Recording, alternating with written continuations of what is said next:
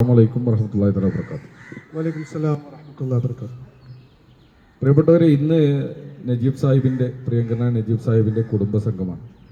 ഇന്നത്തെ ഈ കുടുംബസംഗമത്തിൽ സ്റ്റാർട്ടിങ് മുതൽ രാവിലെ 8:30 മുതൽ പ്രിയപ്പെട്ട സഹപ്രവർത്തകൻ അലയൻ കെ എം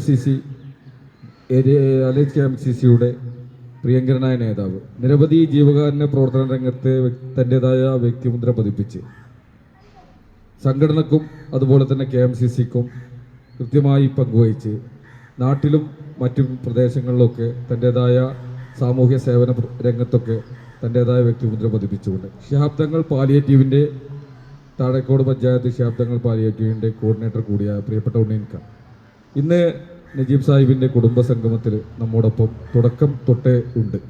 പ്രിയപ്പെട്ട നജീബ് സാഹിബിൻ്റെ ഇന്നത്തെ കുടുംബസംഗമത്തെക്കുറിച്ച്, നജീബ് സാഹിബിൻ്റെ ആ ഒരു ഈ പ്രാവശ്യം രണ്ടാമത് നമ്മോട് ജനവിധി തേടുകയാണ്. പ്രിയപ്പെട്ട നജീബ് സാഹിബ്, എത്രത്തോളം നജീബ് സാഹിബ് നമ്മളിലേക്ക് അടുത്തു, ഞാൻ നേരത്തെ സൂചിപ്പിച്ചതിലേക്ക് വരികയാണ്. CHനെ നമ്മൾ അനർത്ഥമാക്കുന്ന രീതിയിൽ കഴിഞ്ഞ ആഴ്ചയിലാണ് ബഹുമാന്യനായ മർഹൂം CH മുഹമ്മദ് കോയ സാഹിബിനെ നടക്കാവ് പള്ളിയിൽ അന്ത്യവിശ്രമം കൊള്ളുന്ന CHനെ നമ്മൾ സിയാറത്ത് ചെയ്ത്, ഞാനോണ്ട് എനിക്ക് അടക്കമുള്ള സിയാറത്ത് ചെയ്ത് നമുക്ക് മനസ്സിൽ തട്ടുന്ന രൂപത്തിൽ CHനെ നമ്മൾ സിയാറത്ത് ചെയ്തു. ആ CHൻ്റെ നാട്ടിൽ നിന്ന് വരുന്നതാണ് നജീബ് സാഹിബ്. ആ നജീബ് സാഹിബിന് CHൻ്റെ ഒരു എന്താണെങ്കിലും അദ്ദേഹത്തിൻ്റെ ഒരു പിന്മുറക്കാർ എന്നുള്ള നിലക്ക് അദ്ദേഹത്തിൻ്റെ ഒരു ആവേശവും അദ്ദേഹത്തിൻ്റെ ആ വിദ്യാഭ്യാസ രംഗത്തുള്ള അദ്ദേഹത്തിൻ്റെ ആ ഒരു തുടിപ്പും അത് ഇവിടെ നമ്മൾക്കത് ഗുണം ചെയ്തു എന്നുള്ള തർക്കമില്ല. എന്നാണ് ഇന്നത്തെ ഈ കുടുംബസംഗമത്തെക്കുറിച്ചും നമ്മുടെ ഇലക്ഷനെ കുറിച്ചും രണ്ടു വാക്ക് നജീബ് സാഹിബിനെ കുറിച്ച് എന്താണ് ഇവിടെ എനിക്ക് പറയാനുള്ളത് നമുക്ക് നോക്കാം. പ്രിയമുള്ളവരെ, ഇവിടെ STU സംസ്ഥാന സെക്രട്ടറി മിസ്റ്റർ അഷ്റഫ് സാഹിബ് പറഞ്ഞ പോലെ ഇന്ന് 8 മണിക്ക് തുടങ്ങി വെച്ച നജീബ് സാഹിബിൻ്റെ കുടുംബസംഗമ വേദി ഇതാ തുറന്നുകൊണ്ടിരിക്കുകയാണ്. സൈക്കോട്രോഫി വരെ എത്തിയിട്ടുണ്ട്. ഇനി ഇതിന് ശേഷം 6-7 പോയിന്റുകൂടെ ബാക്കിയുണ്ട്. ശരിക്കും വ്യത്യസ്തമായ രീതിയിൽ ഒരു MLA മത്സരിക്കുമ്പോൾ ഏത് രീതിയിലാണ് ആ ജനങ്ങളിലേക്ക് എത്തിച്ചേരേണ്ടത്, അതിനൊരു ഉദാഹരണമായിട്ടാണ് കഴിഞ്ഞ 5 വർഷം അദ്ദേഹത്തിൻ്റെ പ്രവർത്തനം, അദ്ദേഹത്തിൻ്റെ എഫർട്ട് അദ്ദേഹം ചെലവഴിച്ചിട്ടുണ്ട്.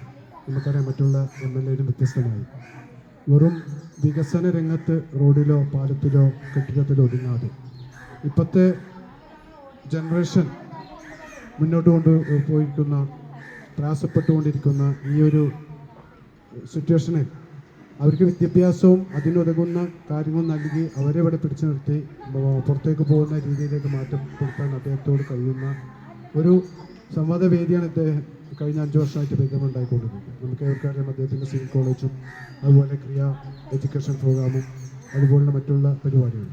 കുട്ടികൾ വളർന്നു വരുമ്പോൾ അവർക്ക് ചെന്നെത്താൻ പറ്റുന്ന ഇടത്തേക്കുള്ള അദ്ദേഹത്തിൻ്റെ ആ കയ്യൊപ്പ് നമുക്ക് മറ്റുള്ള MLAമാർ കാണാൻ കഴിയില്ല. അതുകൊണ്ട് തന്നെയാണ് ഇന്നത്തെ 140 MLAമാരും 10ാം സ്ഥാനത്തേക്ക് നമ്മൾ നജീബ് സാഹിബ് എത്തിയിട്ടുള്ളത്. കഴിഞ്ഞ 5 വർഷം മുമ്പ് അദ്ദേഹം പെരിന്തൽമണ്ണയിൽ വരുമ്പോൾ നമുക്കെല്ലാം അദ്ദേഹം ഒരു അതിഥിയെ പോലെയായിരുന്നു. പക്ഷേ ഇന്ന് അദ്ദേഹം നിൽക്കുന്നത് നമ്മുടെ കുടുംബത്തിൻ്റെ മെമ്പറെ പോലെ, സഹോദരനെ പോലെ, ആരെ എവിടെ വെച്ച് കണ്ടാലും ആ ഒരു പേര് വിളിച്ച് അദ്ദേഹത്തിനെ ആ ഒരു അക്നോളജ് ചെയ്യുന്ന രീതി മറ്റുള്ള ഒരു MLA കാണാൻ കഴിഞ്ഞിട്ടില്ല. നമുക്ക് അവിടെ ചെന്നാൽ അറിയാൻ പറ്റും. ആ ഒരു ടാലൻറ്റ് നമ്മൾ പ്രത്യേകിച്ച് അപ്രീഷിയേറ്റ് ചെയ്യാൻ പറ്റില്ല. അദ്ദേഹത്തിൻ്റെ മികവ് തന്നെ അതാണ്. ഇപ്പോഴത്തേക്ക് അദ്ദേഹം തോന്നുന്ന കഴിഞ്ഞ കുടുംബവേദി അദ്ദേഹം പറഞ്ഞിട്ടുള്ളത്, കഴിഞ്ഞ 5 വർഷം നമ്മൾക്ക് വേണ്ടി പ്രവർത്തിച്ചത് ഇനി വരും കാലം ഇവിടെയുള്ള മഹതികൾക്കും സാഹചര്യത്തിനും വേണ്ടിയിട്ടുള്ള പുതിയ പദ്ധതിയായിട്ട് വരുന്നുള്ളതാണ്. അത് നമുക്കൊരു MLA പ്രതീക്ഷിക്കാന്ന് വെച്ചാൽ നമുക്ക് നമ്മൾ സ്വപ്നം കാണുന്ന അപ്പുറത്തുള്ളതാണ്. അതുകൊണ്ട് തന്നെ ഇനി വരുന്ന 9 നടക്കുന്ന ഇലക്ഷനിൽ അഷ്റഫ് സാഹിബ് പറഞ്ഞ പോലെ കഴിഞ്ഞ വർഷം 38 വോട്ടിനാണ് ജയിച്ചതെങ്കിൽ അത് 10,000-ന് മേലെ വോട്ടിൽ ജയിക്കാനുള്ള ഒരു സാഹചര്യം ഉണ്ടാവട്ടെ എന്ന് പ്രയത്നിക്കുകയാണ്. അത് മാത്രമല്ല, ഈ ഒരു ആഴ്ചക്കാലം നമ്മൾ പ്രത്യേകിച്ച് വനിതാ ലീഗിൻ്റെ സാധ്യതകൾ സംസാരിക്കുകയുണ്ടായി.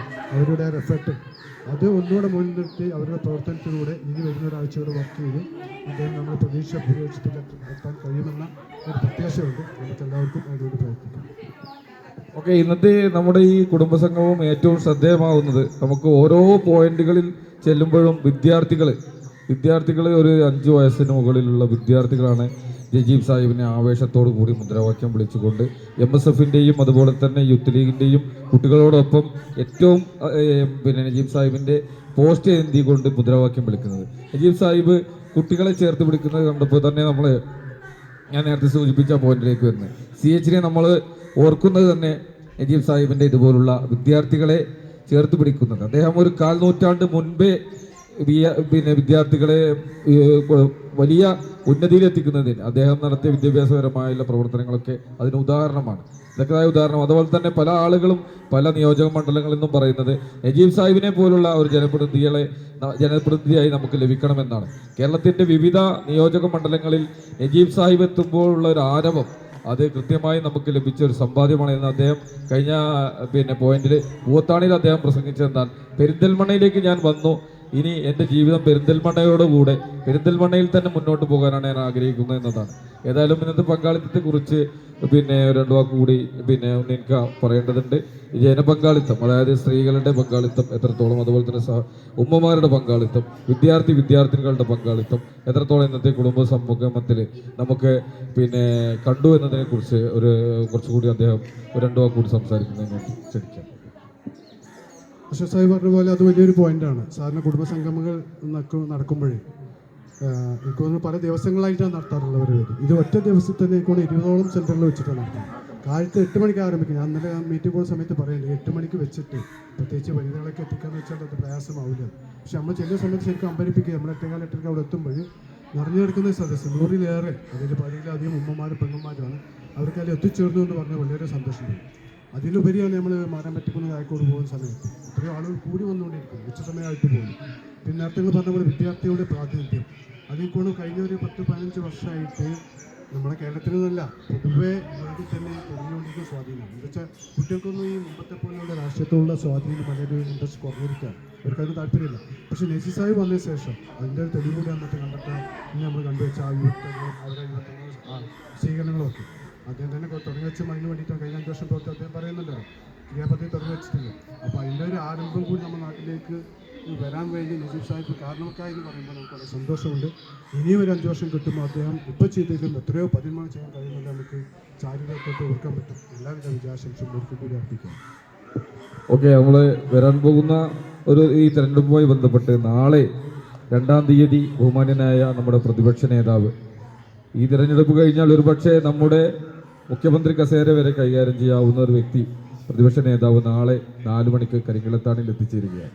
കൃത്യമായി തന്നെ അദ്ദേഹത്തിൻ്റെ ആ ഒരു പങ്കാളിത്തം നമുക്ക് ലഭിക്കുന്ന ഏറ്റവും ശ്രദ്ധേയമായ ഒരു തിരഞ്ഞെടുപ്പിന് പ്രചാരണം എന്നുള്ള നിലക്ക് വി ഡി സതീശൻ അവരുടെ പങ്കാളിത്തം നാളെ 4 മണിക്ക് കരിങ്കിലത്താണിൽ നടക്കുകയാണ്. ആ പരിപാടിയിലേക്ക് എല്ലാവരെയും ഹൃദയപൂർവ്വം വളരെ ക്ഷണിക്കുകയാണ്.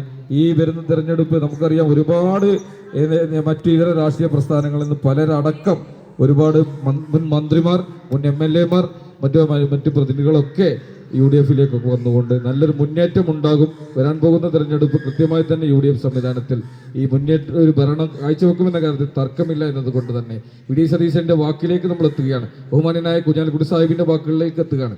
100-ൽ-അപ്പുറമുള്ള ഒരു മാർജിനിൽ UDF ഈ പ്രാവശ്യം തെരഞ്ഞെടുപ്പിനെ നേരിട്ടുകൊണ്ട് UDF സംവിധാനത്തിൽ ഭരണം കൈയാളുമെന്ന കാര്യത്തിൽ തർക്കമില്ല. അത് കൃത്യമായി ലീഡർഷിപ്പ് കൈകാര്യം ചെയ്തുകൊണ്ട് പ്രിയങ്കരനായ ലോക്സഭയുടെ പ്രതിപക്ഷ നേതാവ് രാഹുൽ ഗാന്ധി, പ്രിയങ്കരിയായ പ്രിയങ്ക ഗാന്ധി, അതുപോലെ തന്നെ കേരളത്തിന്റെ രോമാഞ്ചം പ്രിയപ്പെട്ട ഷാഫി പറമ്പിൽ MP അടക്കമുള്ള പ്രിയങ്കരനായ പാണക്കാട് സെയ്ദ്, മുനവറലി ശിഹാബ് തങ്ങൾ അടക്കമുള്ള ഒരു നീണ്ട നിര തന്നെ ബഹുമാന്യനായ സമദാനി സാഹിബ്, അതുപോലെ തന്നെ ടി മുഹമ്മദ് ബഷീർ സാഹിബ്, പ്രിയപ്പെട്ട കോൺഗ്രസിന്റെ നേതാവ് KC വേണുഗോപാൽ അടക്കമുള്ള ഒരുപാട് സമുന്നതരായ നേതാക്കൾ UDF-ന്റെ ശക്തിയുക്തം മുന്നിൽ നിന്ന് നയിക്കുന്ന മുൻ നേതാക്കൾ മുഴുവൻ കേരളത്തിൽ അണിനിരന്നുകൊണ്ട് ശക്തമായൊരു മുന്നേറ്റം നടത്തുമ്പോൾ നിങ്ങളുടെ പങ്കാളിത്തം, നിങ്ങൾ ഓരോരുത്തരുടെയും കുടുംബത്തിലെ ഓരോരുത്തരെയും 9-ാം തീയതി ഒരു ലീവും അനുവദിക്കാതെ കൃത്യമായി തന്നെ വോട്ട് പോൾ ചെയ്യാൻ രാവിലെ 6 മണി മുതൽ വൈകിട്ട് 6 മണി വരെ കൃത്യമായി ഓരോ വോട്ടും പോളിംഗ് ബൂത്തിൽ എത്തി വോട്ട് ചെയ്തുകൊണ്ട് പ്രിയങ്കരനായ ഞാൻ നേരത്തെ സൂചിപ്പിച്ചതിലൂടെ പുഞ്ചിരിക്കുന്ന മന്ദഹാസവുമായി നമ്മുടെ മുന്നിലെത്തിയ